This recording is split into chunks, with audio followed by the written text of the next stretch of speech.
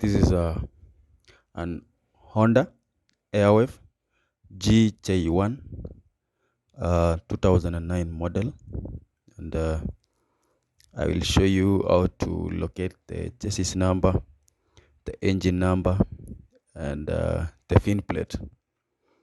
So in this vehicle, the chassis number is located at the center of the firewall, as I am showing you over here.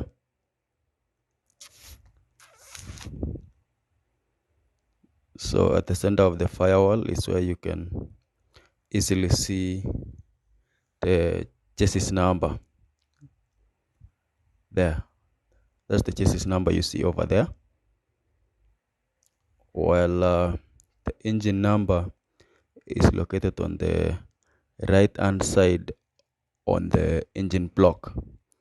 So right hand side of the engine block is where you can see the engine number, as you've seen over there. While the fin plate is located at the center of the radiator support panel. That's a fin plate you see over there.